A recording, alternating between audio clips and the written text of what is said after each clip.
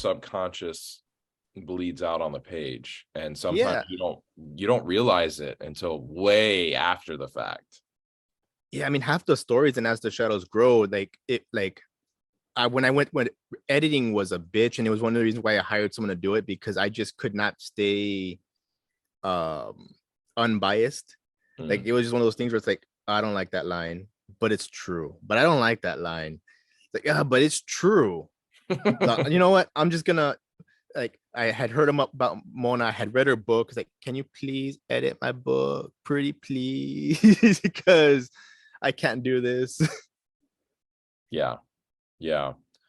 Sometimes when the writing is very personal, you have to have that outside voice, that other person, because as much as we can try to step back from it and be, removed, when it's that personal, we can't Yeah. because it's like what Clive Barker is alluding to. Like, we have written this with a special kind of ink, but that ink is our own blood, and you can't let that go. Even if if you're the blood on the page, maybe it turns a different color, it gets more brown, the smell fades, whatever the thing might be, that's still your blood. Your DNA is still within it, and our DNA, it's in our writing, and there's no way that we can fully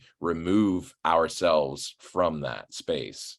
Yeah, and especially because, like, but my first intention was just to write something, because I hadn't written anything in that relationship. I wasn't able to write anything that I was happy with.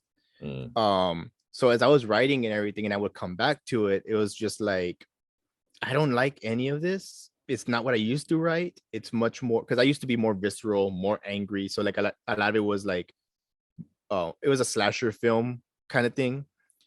Um, so it was very different. And I was like, I don't know how I feel about any of this. And then these characters are kind of dicks, and I don't like any of them.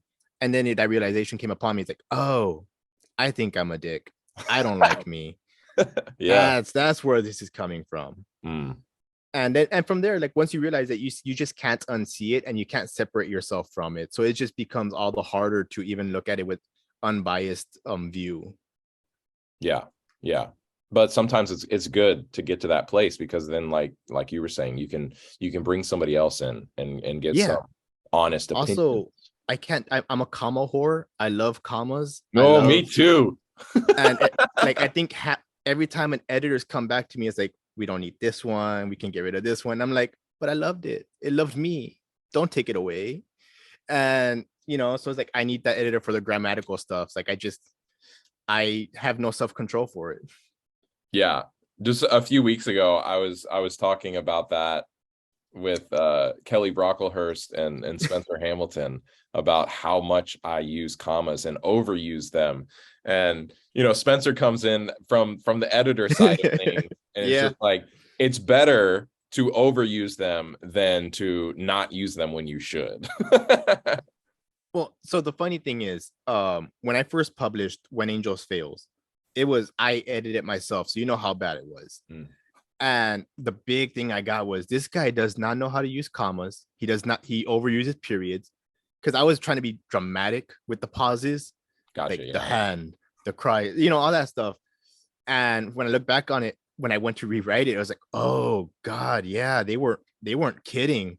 So I think I overcompensated, where I was just like, comma here, comma here, comma here, fuck a run-on sentence. This is the whole page, commas, commas, commas. It's like, just to overcompensate from the first critiques I've ever got.